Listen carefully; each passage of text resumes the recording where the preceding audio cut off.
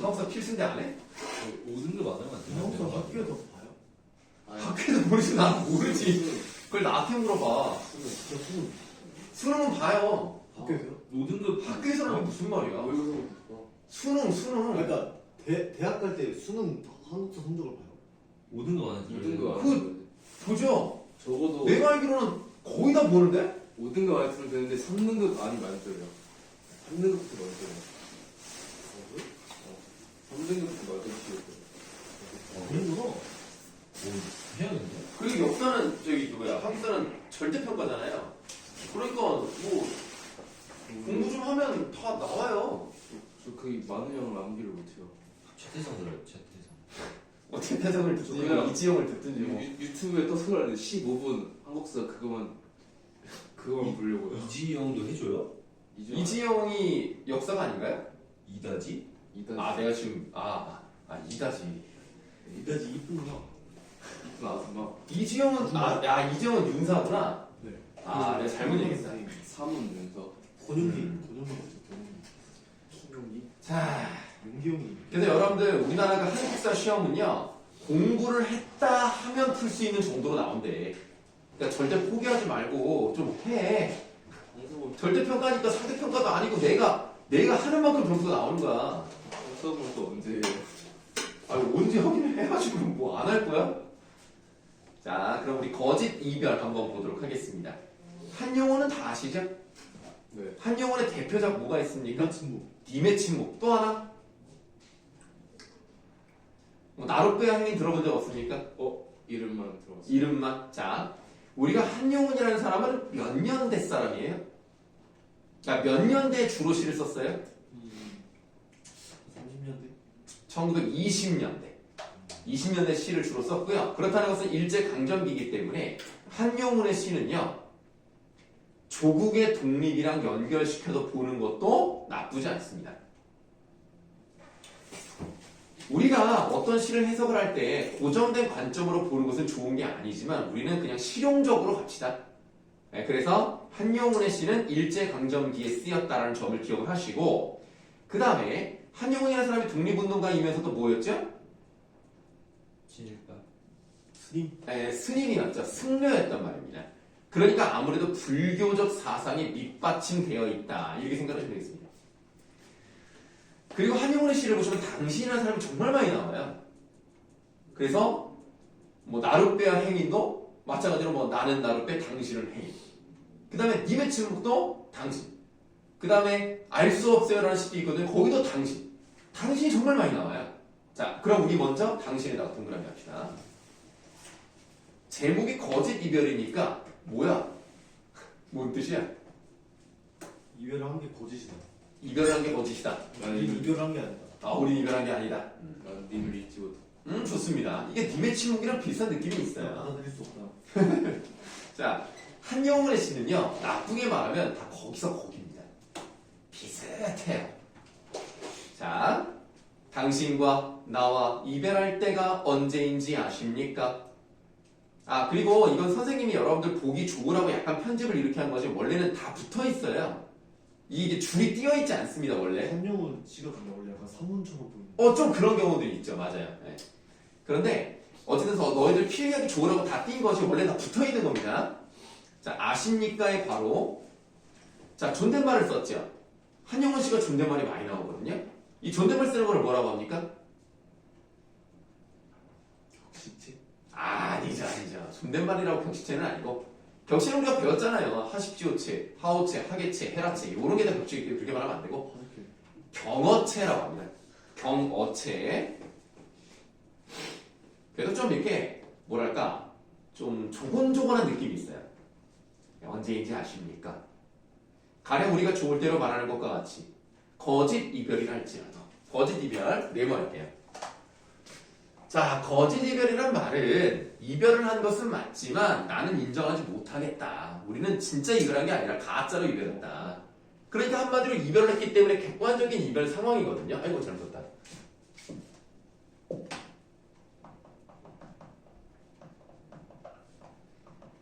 객관적 이별 상황을 주관적으로는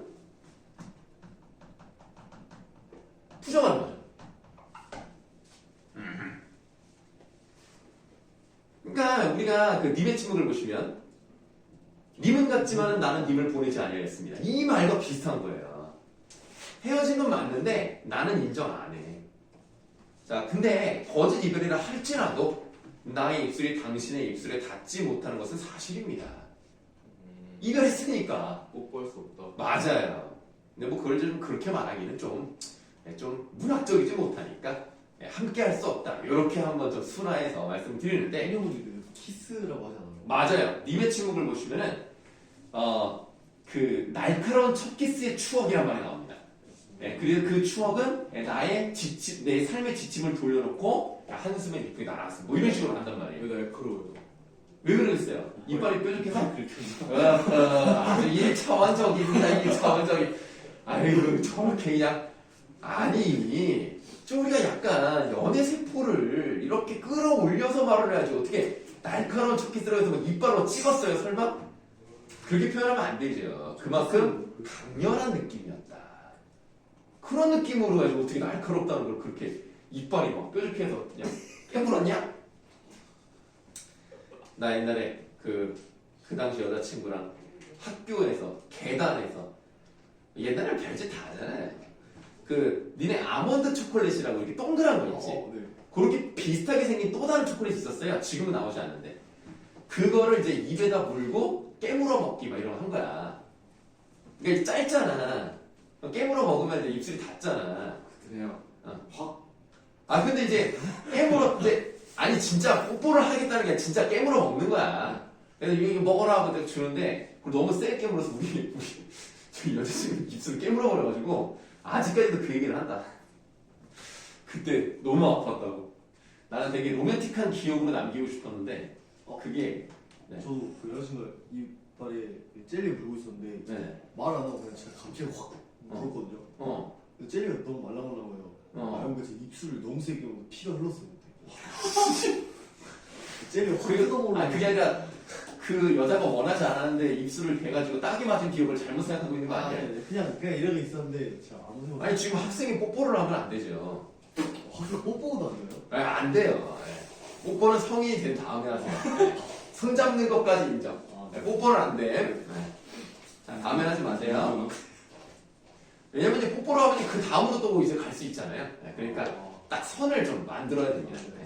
더 이상은 안 하는 게 좋겠어요. 자, 거짓 이별을 할지라도 나의 입술이 당신의 입술에 닿지 못하는 것은 사실입니다. 이 거짓 이별은 언제나 우리에게서 떠날 것인가요? 자, 빨리 만나고 싶은데 그게 쉽게 이루어지진 않을 것 같아요. 한 해 두 해 가는 것이 얼마 안 된다고 할 수가 없습니다. 아이고 그럼 뭐 하루 이틀이 아니네. 1년, 2년, 뭐 3년이 될지 4년이 될지 모르는 거야. 시들어가는 에서 꼭 세우세요.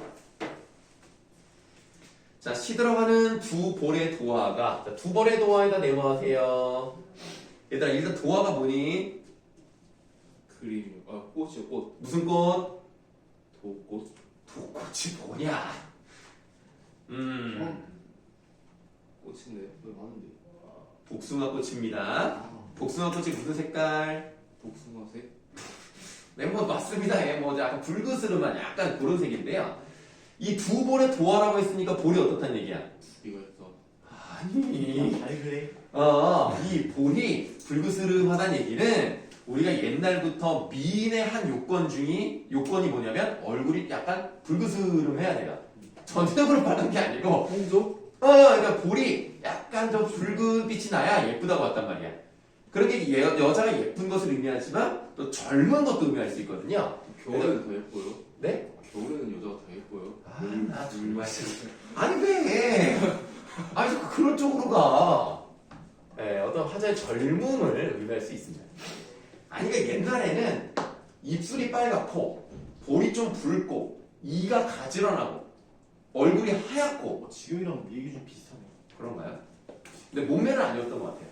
아, 얘네 좀 약간 퉁실한 그런 여자를 좋아했다 보니까.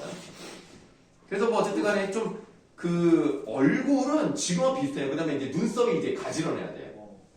뭐 근데 눈은 쌍꺼풀 얘기는 없었으니까. 그 당시에는 쌍꺼풀은 아니었고. 어쨌든, 그때는 눈썹 못 깎지 않아요? 글쎄요. 그래서 뭐 정확히 깎았는지 내가 잘 모르겠지만 눈썹이 가지런한 걸 되게 좋아했어요.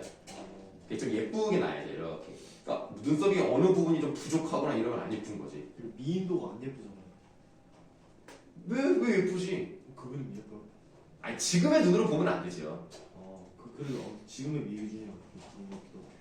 그때는 눈이 좀 작았을 거 아닙니까? 아무래도 상대적으로. 거긴 눈이 작잖아요. 눈을 약간 이제 선처럼 그었잖아요. 이렇게. 뭐 그때는 예뻤겠지 그 얼굴. 미인도니까 설마 미인이었겠지 아니었겠냐? 약간 방어. 네? 방어? 약간 뭐라는 거야? 방어요. 아니야 무슨 단어야. 진짜로 진짜 그게 미인의 얼굴이었겠지. 자 어쨌든 이 두 번의 보아는 젊음을 의미하는 건데 이 젊음이 어떻게 되고 있대요? 시들어간다라고 표현을 하고 있죠. 시들어가는 두 번의 보아가 무정한 봄바람에 몇 번이나 스쳐서 낙화가 될까요? 자 낙화에다가 세모하도록 하겠습니다. 꽃이 떨어지는 게 낙화 아닙니까? 근데 두 번의 도화가 떨어진다. 그럼 뭐예요? 젊음을 잃었다. 낙화에다 세모하시면 되겠어요. 젊음을 잃은 화자. 그럼 지금 자신의 외모에 대한 얘기를 하고 있는 것 같고요. 그 다음 회색이 되어가는 두 귀 밑에 푸른 구름이니까 이것도 위에 나와 있는 것과 비슷한 의미라고 보신다면 푸른 구름에 네모하시고 두 귀 밑에 푸른 구름은 뭘 말하는 걸까요? 두 귀 밑에 푸른 구름이 회색이 되어간대. 털, 수염. 구렛나루 말고 여자야 여자. 여자예요. 여자 얘기잖아 지금 도화. 여자가 두. 아니 지금 그게 뭐야 푸른 구름.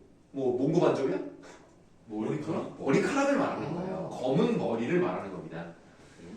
근데 그 검은 머리가요 회색이 되어가고 있고요. 심지어는 이제 뭐가 될 거냐면 쪼이는 가을 곁에 얼마나 바래서 백설이 될까요? 늙었다. 네, 점점 나이가 들어간다 이런 얘기입니다. 이제 꺽쇠를 나누시면 되겠습니다.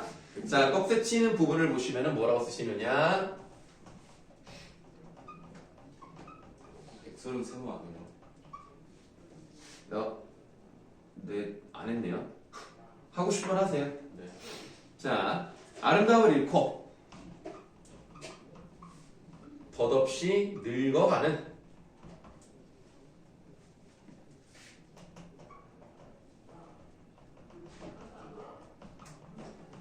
화자 자신에 대한 안타까움이 느껴집니다. 이게 어디부터 어디까지 붙어요? 시들어가는부터 백설이 될까요?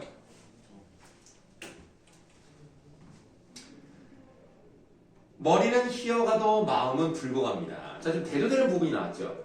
겉으로는 나이가 들어가지만 외모는 조금씩 나빠지지만 마음은 붉어갑니다라고 했어. 마음이 붉은 거 뭐라 그래? 붉은 마음을 한자로 뭐라 그러죠? 적진. 적심 아닙니다. 단심이라고 합니다. 우리 단심이라는 말이 들어가는 한자성어 있지 않아요? 일편단심이라는 말을 하죠. 단심이라는 말은 한 사람만 바라보는 충정스러운 마음을 말하는 거예요. 그러니까 머리는 하얗게 돼도 색채 대비를 통해서 내가 당신을 사랑하는 그 마음, 당신에 대한 그 마음은 전혀 변하지 않는다. 오히려 더 강해지고 있다. 이런 걸 보여주고 있는 거죠. 그래서 이 부분 화자의 변함없는 사랑을 의미하고 있어요.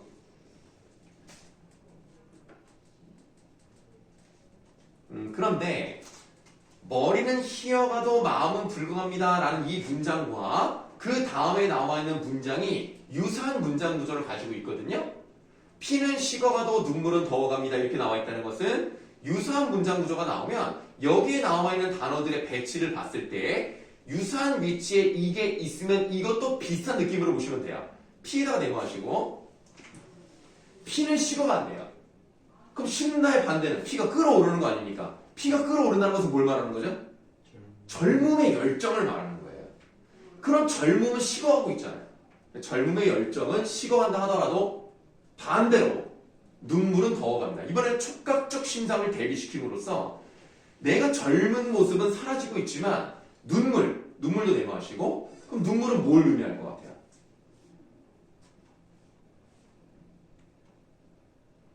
그리움? 아, 그렇죠. 눈물에 내모하시고 임을 그리워하는 마음에 해당이 될 겁니다. 그러니까 지금 유사한 문장 구조가 나왔기 때문에 유사한 방식으로 유사하게 배치되면 비슷한 느낌. 그래서 젊음은 사라지고 있지만 마음이 붉어가는 것처럼 열정은 식어가지만 그림의 마음은 더하고 있다. 그럼 화제 변함없는 사랑을 얘기하고 있고요. 사랑의 언덕엔 사태가 나도 희망의 바다에 물결이 뛰놀아요. 내가 볼 때 한영이라고 하면 승려잖아요. 승려는 연애를 하면 안 되잖아. 아 근데 진짜 너무 잘 쓰지 않았어요? 원래 진짜 안 했을까요? 몰래 했나 보지. 몰래. 야, 승려는 안 해. 승려는 하면 안 돼. 그래도 몰래. 근데 그 사람은 이런 식으로 모방을 이게 지금 또 심지어는 90년 정도 된 시잖아요. 아니 90년, 100년. 야, 대단하지 않습니까 지금? 진짜 했어. 100년 전쯤에 이렇게 썼다는 건 난 정말 놀라운 것 같아요. 경험도 없잖아요. 승려가 되기 전에 경험을 바탕으로 했나? 아니 하고 싶은 거 아니에요? 잠깐 뭘 하고 싶어요? 승려가 이런 잠깐만 승려가 뭘 하고 싶어? 지금 승려 비하 발언? 아 이렇게 어, 이런 연애를 하고 싶다. 이런 연애를 하고 싶다. 이런 연애? 아, 좀 승려가 그런 마음을 가지면 안 되죠. 자, 이른바 거짓 이별이 언제든지 우리에게서 떠날 줄만은 알아요. 반드시 우리는 어떻게 될 것이다. 우리는 만들. 반드시 만날 것이다 라는 확신이 있어요. 이 부분이 뭐라고 비슷하냐면 떠나간 사람은 반드시 돌아온다 라고 하는 거자필반의 자세가 나와 있다 라고 보시면 돼요. 이 거자필반의 자세가 이제 불교의 어떤 그 사상이 어우러져 있는 거거든요. 그러니까 윤회 사상이 있잖아요. 만나면 헤어지고 헤어지면 만나는 거예요. 이게 바로 헤어졌지만 반드시 우리를 만날 것이다 라는 그런 확신이 들어가 있는 거죠. 여기까지만 썼으면 굉장히 좋은 시였다고 생각을 하는데요.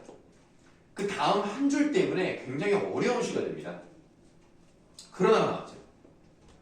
그러다가 나왔다는 것은 앞에 있는 내용과 반대되는 내용이잖아요. 우리는 언젠가 만날 것이다. 그러나 이렇다라는 얘기는 뭔가 좋지 않은 내용이 나오면서 끝이 나거든요. 한번 읽어볼게요. 네, 그러나 한 손으로 이별을 가지고 가는 날은 또 한 손으로 죽음을 가지고 와요. 그거 뭔 말인지 모르겠죠? 맞아요. 이게 지금 뭔 말인지 모르겠어요. 그냥 이것도 선생님도 뭐 이것저것 제가 자료도 찾아보고 이제 보잖아요. 일단 두 가지로 압축을 하겠습니다. 첫 번째는 이별과 죽음을 한 손에 가지고 있는 거예요. 그러니까 나는 죽음을 불사하고서라도 이별을 거부하겠다. 뭐 이런 느낌으로 이제 해석을 한 게 있어요. 일단 그것도 필기할게요.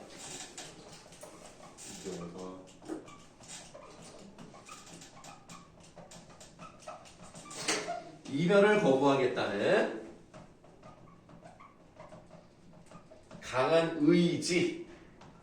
요렇게 이제 해석하는 경우가 있는데 요거는 선생님이 좋아하는 해석은 아니에요. 내가 볼 때는 요것보다는 이 두 번째를 해석하는 부분이 더 맞을 것 같은데 이게 수능 특강이 나와봐야 이 마지막의 의미를 정확히 이제 해설을 해줄 거예요. 수능 특강에 내가 볼 때요. 내가 지금 진짜 문학 그 교재를 못 봤습니다만 이게 지금 적용학습 부분에 있는 거니까 3번 문제에 그 설명을 해주고 이것과 관련해서 문제가 나올 겁니다. 난 분명히 이게 3번 문제로 나올 거라고 생각을 해요. 3번 문제. 네, 요 마지막 요 줄에 관련해서. 써봐야겠어. 네, 저 이른바 문제 간줄이 3번 문제로 나올 것 같습니다. 아니야. 아니 이거 어쩌고 진짜 어떻게 나오냐면요. 기역부터 미음까지 밑줄이 쳐져 있을 거예요. 그리고 마지막 줄이 미음입니다. 그러니까 3번 문제 보기 5번에 이 내용이 나오면서 이게 이제 정답 또는 오답 뭐 둘 중에 하나로 아마 이쪽에서 나올 것 같은 그런 느낌입니다. 아마 뭐 여러분들 이제 수능특강 문학 받아 보자마자 그것부터 보세요. 네. 나온다 안 나온다. 오늘 서점 가서 보겠습니다. 네. 돈 벌어가지고. 어쨌든 네, 그럴 것 같아요. 근데 어쨌든 정확한 의미는 아직은 잘 모르겠지만 일단 1번보다는 이제 2번이 더 맞을 것 같은데 일단 필기부터 하겠습니다. 이별이 끝나는 상황이라도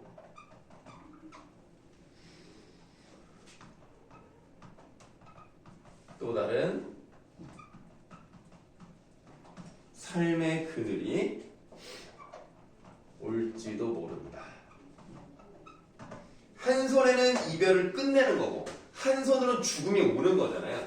자, 이걸 어떻게 이제 받아들이시면 되냐면 여러분들 혹시 윤동주의 참회록이라는 시 배운 적 있습니까?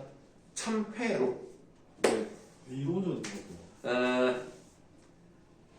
만 23년 4개월인가요? 만 23년 4개월의 삶을 참회를 합니다. 나는 지금까지 무슨 기쁨을 받아 살아왔던가. 그리고 먼 훗날, 예를 들면 이제 광복 이후에 나는 왜 그때 참회만 하고 있었는지를 또 참회한대요. 그 다음에 청동 구리 거울을 막 닦아요. 손바닥으로 발바닥으로 막 닦아요. 우리가 거울을 닦는다는 건 뭐 한다는 얘기죠? 그 시에서 거울을 닦는다. 거울에 누가 비칩니까? 완성한다. 자기 그렇지, 자아 성찰을 하는 거죠. 그러면 이 구리 거울 속에 뭐가 나오는지 알아요? 과거다. 운석 밑으로 걸어가는 슬픈 사람의 뒷모양이 나타난다. 이렇게 끝이 나요, 시가. 그게 뭔 소리입니까? 자기 성찰을 하는데 뭔가 비극적이지 않아요? 네. 되게 슬프게 끝나요. 왜 그랬을까? 잘못 살아가서. 아니야. 부끄러워서. 아니야, 거긴 좀 달라. 그거 달라요? 왜냐하면 이 사람이 어떤 느낌이냐면 지금 예를 들어 24살이라고 할게요. 24살에 내가 지금 뭐 하며 살았지를 반성해요. 그리고 먼 훗날에 이때의 지금의 모습을 반성한대요. 왜? 나는 반성만 하고 있었다는 얘기야. 실천으로 옮기지 못하고 반성만 하고 있는 것을 먼 훗날에 반성을 하겠다. 그 말은 내가 어떻게 살아야 된다? 실천하다. 실천을 해야 된다. 하면서 살아야겠다. 반성만 하지 말고 실천을 해야 돼. 그러면 이 사람이 지금 일제강점기 사람이니까 실천을 한다는 삶, 예를 들면 독립운동을 한다든가 그러면 내 인생은 어떻게 될 수 있어? 안 하지 않았어요. 어? 안 하지 않았어요. 아니 그건 죽어서 그렇지. 금방 죽었잖아, 감옥에서. 그래서 내가 만약에 독립을 위해서 싸운다. 그럼 내 인생, 내 개인적으로는 굉장히 우울한 삶을 살 수도 있어요. 힘든 삶을 살 수 있죠. 그러나 그것이 올바른 길이라고 생각하기 때문에 그런 모습이 딱 비춰지면서 끝이 나는 거예요. 이것도 그런 느낌으로 보시면 돼요. 여기서 당신은요, 사랑하는 사람일 수도 있겠습니다만 뭐라고도 볼 수 있는 겁니까? 광복. 그렇죠. 자, 우리 맨 첫 번째 당신의 등급을 쳤잖아요. 거기다가 연인, 조국, 부처 이 세 가지를 다 써놓으세요. 네, 그러면 이걸 조국이라고 본다면 우리가 조국의 주권을 되찾기 위해서 그럼 되찾는 그 순간까지 내가 굉장히 노력하면서 살다 보면은 나는 죽음에 가까운 삶을 살 수 있는 겁니다. 이 두 가지가 서로 교차를 한다는 것은 내가 앞으로 어떻게 살아갈지를 보여주는 부분으로 보시면 될 것 같아요. 그래서 내 삶은 힘들지 모르지만 이별은 끝낼 수 있는 겁니다. 그런 느낌으로 생각하시면 이해가 좀 되실 것 같아요. 역시 자, 여기 이제 거짓 이별이었다. 한영훈 씨는 좀 잘 나옵니다, 수능에. 아니, 저기 수능 특강에. 수능에 수능에는 잘 모르겠어요. 근데 연계 치감이 어느 정도 돼요? 간접 연계해가지고. 네, 간접 연계 50%라고 돼 있지만 내가 볼 때는 5%. 5%도 될까 말까? 시인만 똑같이 나온다. 모르겠어요. 난 왜 연계란 말을 하는지 모르겠어요. 그냥 연계를 없앴으면 좋겠어요. 종수가 아우랭이죠 또. 네, 그러니까 적동생 여러분들 이거 배웠었나요? 배웠던 것 같아요. 뭐 이러면 돼요. 야, 1학년 때 배웠어요? 이해영수 교재 이거 너희들 적동생 설화 들어본 적 있지? 적동생 설화. 네.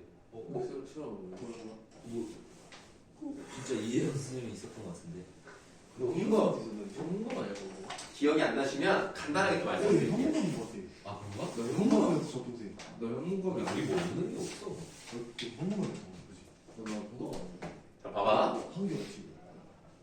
아빠, 힘내세요. 엄마, 딸, 그 다음에 아홉, 오라비, 10남매야, 10남매. 근데 항상 옛날 이야기 보시면 엄마가 어떻게 돼요? 죽어요. 엄마 꼭 죽어요. 엄마 죽으면 그 다음 코스는 뭐가 돼요? 아빠 술주정뱅이. 아빠가 술주정뱅이가 아니라 야, 고전에서 무슨 아빠가 술주정뱅이가 돼. 옛날 이야기 같은 거 보시면 어떻게 돼요? 엄마가 죽으면 아빠도 죽어요. 계모가 오죠. 아 그 다음 코스. 계모가 나빠요. 그래, 계모가 못됐어. 그 다음 코스. 괴롭네. 누구를? 딸. 딸을 괴롭혀. 꼭 딸을 괴롭혀. 남자애들도 괴롭히는 경우 있지만 대체로 이제 딸은 무조건 괴롭힙니다. 근데 딸이 어때 성격이? 글쎄. 항상 착해. 말도 잘 들어. 아니 근데 딸이 이제 나이가 결혼할 나이가 돼가지고 어떤 도령이랑 결혼하게 되는데 이 도령이 좀 집이 잘 사나 봐. 예물을 보냈더니 예물이 너무 좋은 거야. 계모 뺐어요. 그러니까 계모가 약간 킹받네.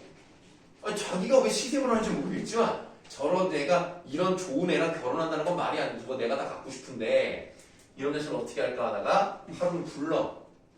얘야 옷장 속에 뭐가 꼈는데 안 빠진다. 근데 그럼 제가 한번 해볼게요. 딱 들어가서 뭐 하는데 뭘 말씀하시는 거야? 아니 그 안에 들어가서 깊숙하게 손을 넣어봐. 딱 쑤는데 몸이 들어갔을 거 아닙니까? 문을 잠가버려요. 못 나오게. 그래서 어머니 왜 그러세요? 일단 너 같은 애가 이렇게 잘 살아먹을 수가 없다. 막 이러면서 어떻게 불을 질러. 불을 질러서 죽여요. 죽었어. 그래서 제가 남잖아요. 제가. 네. 근데 갑자기 그 죄에서 푸석푸석 하더니 아우리 미적도 적동새가 나온 거야. 평소에 어떻게 생각하죠? 적동새요? 처음 듣는데 그냥 우리가 생각하는 그런 새처럼 생겼는데 이렇게? 선생님이 항상 그리시는 게 아니야. 그거는 그거 후투티였을 거야. 어떻게 그냥 오디새고. 후티가 내 시에 나와요? 그 고전에 나옵니다. 아 네, 그 누왕사를 보시면은 그 박인로의 가사에 나와요. 했는데 했냐? 누워서 했는데. 저 그거 했어요. 진짜 1학년 됐어요. 어쨌든 거기에 전문을 보시면 나옵니다. 새 이름이 오디새요, 오디새. 오디세. 우리말로는 오디새고 걔가 이제 지금은 후투티라고 하는 거죠. 그 고전에 후투티라고 써있진 않고요. 오디새가 후투티예요. 침이 좀 많이 튀길 것 같은데. 그럼 후두디라고 하세요. 그럼 좀 덜 튀겠네요. 후두디. 룰리. 네, 그래서 후투티가 되게 뭐 후두티 있고. 아. 자, 그래서 적동새인데요. 이 적동새가 결국에는 계모가 자기를 죽였으니까 동생들이 보고 싶은데 낮에 가면은 이 계모가 깨 있으니까 밤에만 가. 밤에 몰래 가가지고 울어요. 뭐라고 그래요? 적동. 아우리. 첩동. 그럼 얘네 보고 싶으니까 진짜 적동이. 호보라비 첩동 이렇게 운다고. 그게 아웃. 네, 그게 거기서 이제 아우르기 첩동입니다. 와. 소름이다 소름. 그런데 얘기가 여기서 끝이 아니고요. 그 얘네들이 이제 아는 거야. 자기 누나를 이렇게 불에 태워 죽였다. 그럼 그 죽인 저 계모도 죽여야 될 거 아닙니까? 똑같이 얘네들 불에 태워 죽여요. 어떻게? 똑같이. 그냥 불로 태워주면 어떻게? 못장은 아니고 어떻게는 모르겠는데 그냥 불에 태워 죽여요. 아빠는 어떻게 돼요? 아빠는. 아빠 얘기는 안 나와서 모르겠는데. 기름 뿌린 다음에. 그래가지고 이제 불 태우니까 또 죄가 됐을 거 아닙니까? 거기서 후두둑 하더니 뭐가 나와? 까마귀가 나왔다더라. 네, 그래서 까마귀는 까까, 적동새는 아우베이 적동. 네, 까마귀와 적동새 설화가 있습니다. 자, 여러분 상식적으로 좀 알아야 되는 게 뭐냐면요. 적동새는요. 여기 지금 지읒자랑 디귿자가 있잖아요. 그럼 지읒자니까 자규. 아이고 뭐 이 글자 왜 이래?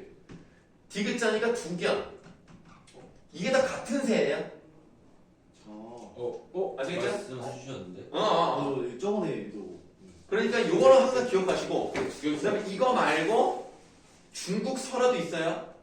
청나라로 돌아가지 못해. 돌아가고 싶은데 귀촉도 불여귀. 이게 다 같은 새야. 다만 이제 윗줄은 우리나라 설화랑 관련돼 있고 아랫줄은 중국 설화랑 관련돼 있어요. 귀족도요? 네, 귀촉도요. 청나라로 돌아가고 싶다라는 겁니다. 호칭이 있죠. 청나라 왕이 그 신하가 반역을 일으켜가지고 쫓겨난 다음에 청나라로 돌아가지 못하고 계속 피눈물을 흘리면서 그냥 휘청, 그러니까 중국어니까 뭐 크이쳐 이랬을 거 아닙니까? 네, 그래서 막 울다가 결국에는 죽어서 새가 돼요. 새가 돼서도 계속 크이쳐 하면서 피를 토하면서 이제 울다가 그 피가 떠나서 그 자리에서 뭐가 자랐다고? 나무. 불력이? 아니 불여기는 돌아가지 못하는 뜻이고 그 봄에 피는 것 중에 약간 불구스름 보르스름이라만 그런 불구보르스름한 그 꽃 있잖아요. 유명한 쭉? 철쭉 말고 철쭉이랑 거의 비슷하게 생긴 거. 그 진달. 진달래가 있죠. 그 진달래 한자 이름이 뭔지 알아요? 귀초. 아니에요. 주견화입니다. 와. 이게 다 연결되는 거예요. 썰덜. 근데 진달래가 줄여기가 정말 본거 진달래가 이제 그러니까 보라색이랑 아니 노란색은 아니고 보라색이랑 붉은색이 약간 섞인 색깔 요런 색깔이에요. 핑크 색깔, 핑크색. 핑크색이라고 하기엔 좀 그렇고 좀 약간 핑크. 어두운 보랏빛이 들어간 핑크면서 레드? 그 진달래 먹어도 되잖아요. 먹어도 되죠. 그러나 길거리에 있는 걸 먹으면 안 돼요. 철쭉 저 뭐 많이 먹는데. 그냥 뜯어 먹으면 안 돼요. 씻어서 먹어야지. 초등학교 때. 그냥 먹으면 안 돼. 그때 왜 쪽바라고 맞아. 그랬죠? 그게 진달래라고? 그거 진달래 아니야? 진달래 맞잖아. 그럼 맨드라미 아니야? 아니 그 진달래 끝에 꿀이 있어서 그 쪽바람 보면 달달한 거 나오는데. 근데 그거 잘못하면 철쭉 먹으면 어떡해? 철쭉도 먹었어. 진짜 초등학교 때. 철쭉 독 있잖아. 밑에. 니네가 말하는 건 빨간색 꽃 아니야? 아니 약간 핑크인데. 아 그래? 그러냐? 연기그 같은. 나는 진달래를 먹어본 적이 없어가지고. 아니 이거 먹어도 되는 걸로 알고 있어 진짜. 진달래 전도 있고. 아니 진달래 그러니까 전으로 먹는 경우는 있는데 진달래 뒤를 빨아먹는 얘기는 내가 경험상 한 번도 없어가지고 딴 얘기하는 줄 알았어요. 자 그럼 이제 시 한번 보겠습니다. 척동 아웃모래비. 아우레비 척동 그랬단 말이야. 자, 아우레비다 밑줄 하시고요. 이 아우레비라고 하는 것이 바로 아홉 오라비를 부드럽게 흘러가는 느낌으로 말을 했다. 이런 거를 뭐라고 하냐면요. 조라고 하는 거예요. 그러니까 예를 들면 여러분들 그 제주도에 유명한 산 뭐가 있습니까? 한라산. 한라산 있죠? 원래 한라산 한자로 쓰면 뭔지 알아요? 한나산이에요. 한라산. 한나산인데 한나라고 발음하기가 좀 불편하니까 할라피뇨 이런 느낌으로 가는 거죠. 그래서 한라산 부드러운 느낌으로 가잖아요. 그렇게 좀 부드러운 느낌을 주기 위해서 하는 것을 활용조라고 하는 겁니다. 그래서 아홉 오레비를 아우레비 이런 식으로 하면 운율 형성하기도 좋고요. 부드러운 느낌을 줄 수도 있죠. 접동 반복. 그렇죠. 근데 접동 아우레비 접동이니까 이거 어떤 구조라고 부를 수 있습니까? A, B. A 구조를 가지고 있죠. 접동 아우레비 접동. 그리고 김소월이라고 하면은 이 운율 형성하는 방식이 민요조를 많이 쓰거든요. 민요조라는 것은 삼음보를 말하고요. 그리고 7글자, 5글자가 반복되는 7호조의 느낌이 강합니다. 음수율. 네, 맞아요. 음수율인데 정확하게 맞아 들어가진 않지만 대체로 7글자, 5글자를 맞추려고 가요. 보세요. 이 누나가 살았던 곳이 진두강이거든요. 진두강 가람가에 살던 누나는 7호조 나왔죠? 진두강 앞마을에 와서 옵니다. 7호조 또 나왔습니다. 다음에 밑줄 옛날 우리나라. 여기는 이제 7글자는 아니지만 7글자 근처까지 갔죠? 우리 옛날 이야기하면 어떻게 시작해요? 옛날 옛적 어느 마을에 이렇게 시작한단 말이야.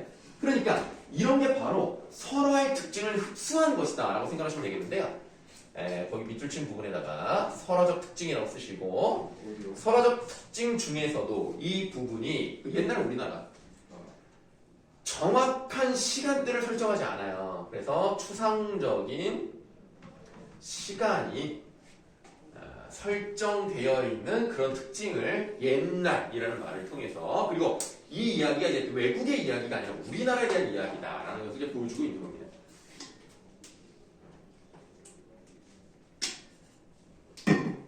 옛날 우리나라 먼 뒤쪽에 진두강 가람가에 살던 누나는 의부더미 시샘에 죽었습니다. 네, 의부더미가 계모예요. 누나라고 불러보랴 오 불서러라고 되어 있는데 불서러라는 게 몹시 서럽다라는 뜻을 가지고 있습니다. 그래서 이 부분에서 화자의 감정이 직접적으로 표출되어 있구나. 네, 이 정도로 알 수 있죠. 자, 시샘에 몸이 죽은 우리 누나는 죽어서 접동새가 되었습니다. 접동새 내모하세요. 자, 죽어서 접동새가 됐으니까 이 접동새라는 것은 이제 뭐라고 봐야 돼요? 마이너스. 네? 뭐라는 거요? 죽은 누나의 영혼. 영혼은 아니지. 눈에 보이니까. 그 선생. 환생이라는 표현보다는 그 말 있잖아요. 그 다른 몸으로 나타난 거를 뭐라고? 아 있는데. 귀환. 아니. 아이 그 뭐지? 현신. 현신. 네, 또는 화신이라고 표현할 수 있습니다. 사실 네, 현신 또는 화신. 그럼 결국에는 이게 죽은 누나의 어떤 마음이 담겨져 있는 수제이기 때문에 결국 이 적동생은 뭐를 상징한다?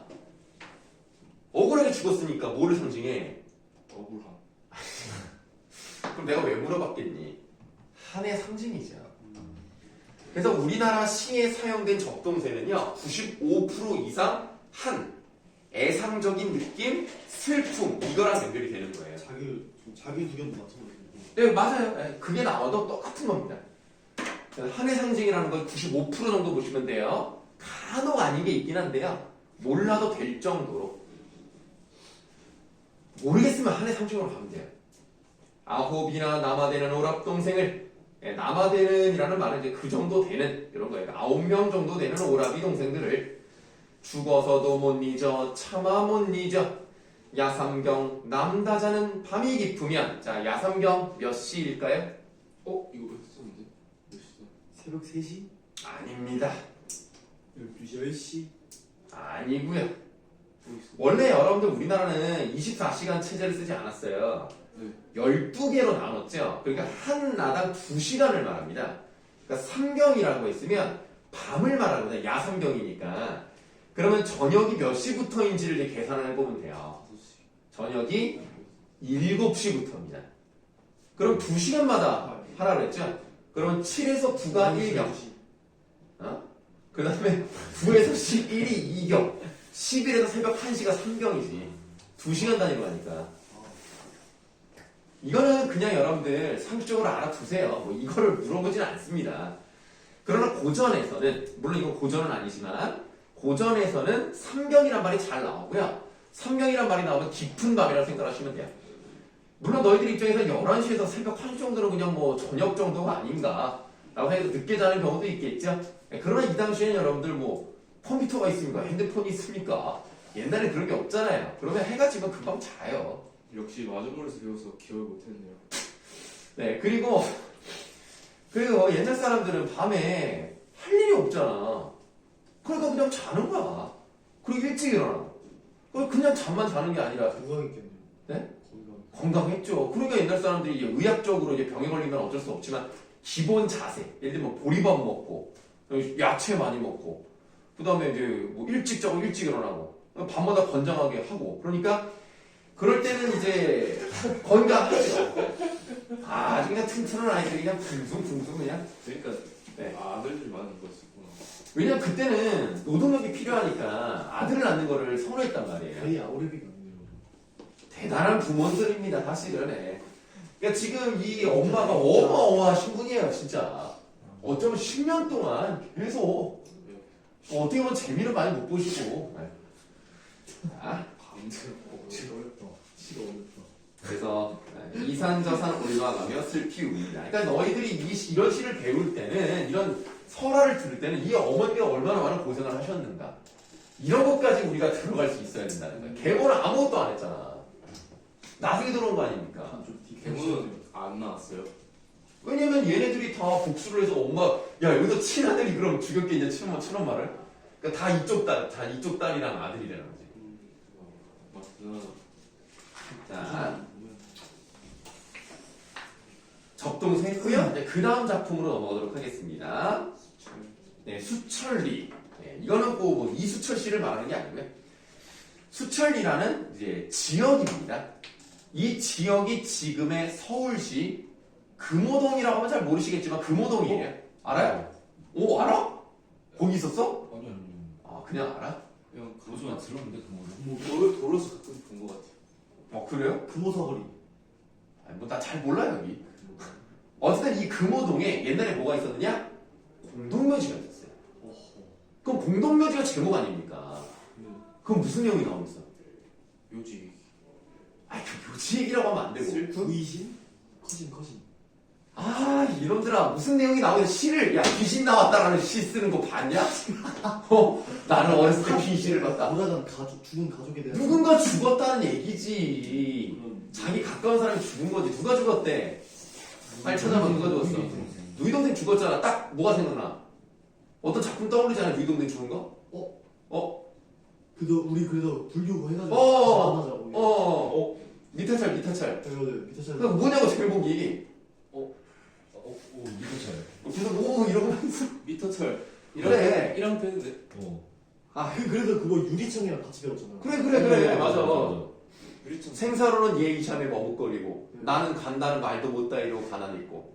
나 거짓말 안 했는데. 와 미치겠네. 이래도 제목이 안 나와? 그러니까 내용은 다 아는데.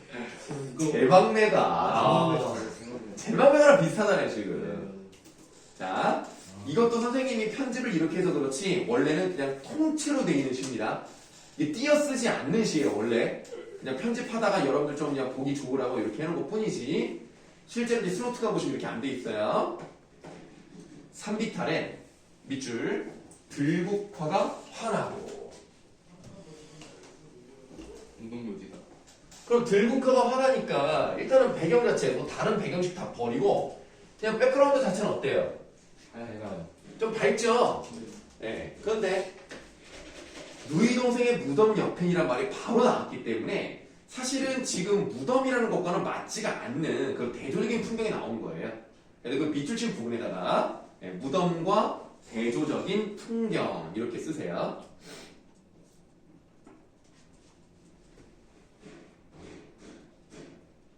자, 그 다음은 누이 동생의 무덤 옆엔 밤나무 하나가 우뚝 서서 바람이 올 때마다 아득한이라고 되어 있는데 자 아득한 앞에다가 대괄호 주세요.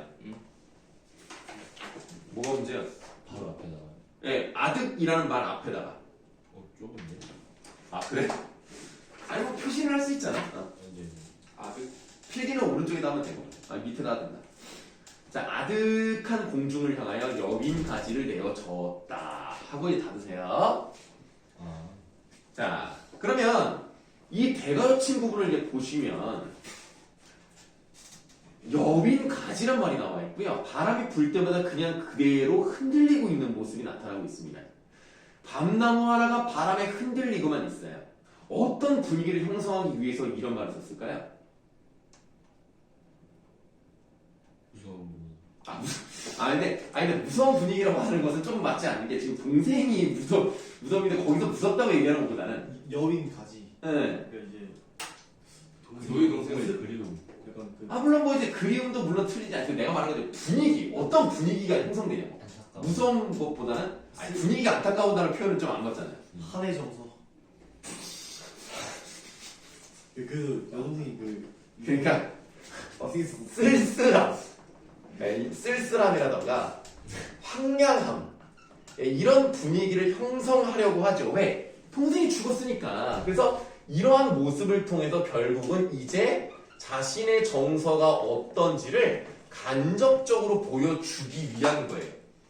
내가 왜 자꾸 이런 말을 하냐면 김광균이라는 사람은 시를 어떻게 쓰느냐?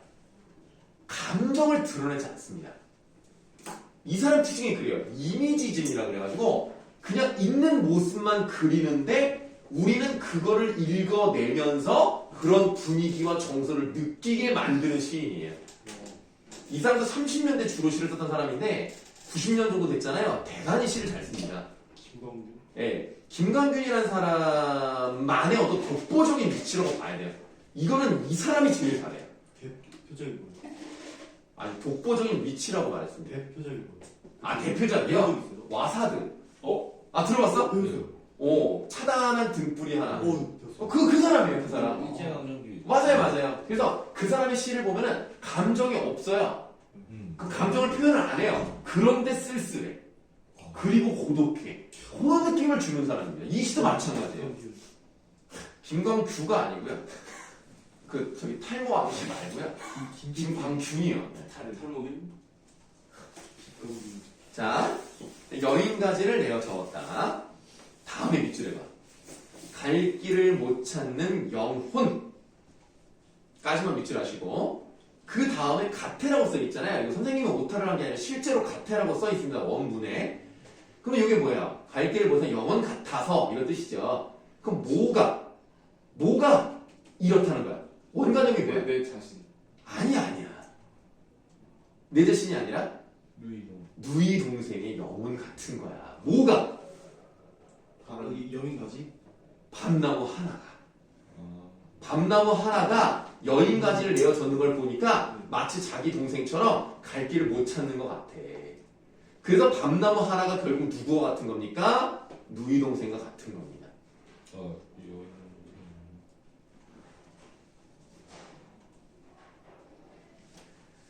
자, 갈 길을 못 찾는 영혼 같아서 또 밑줄 할게요. 절로 눈이 감긴다.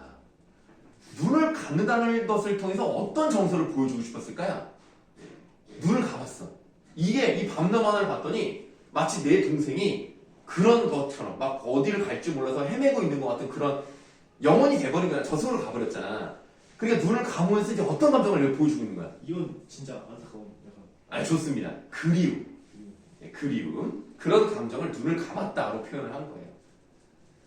이 글은 95% 배경 묘사만 되어 있습니다. 나머지가 잠깐 살짝 감정이 한번 나와요. 맨 뒤에 나오는데 뭐 쉬었다 가겠습니다.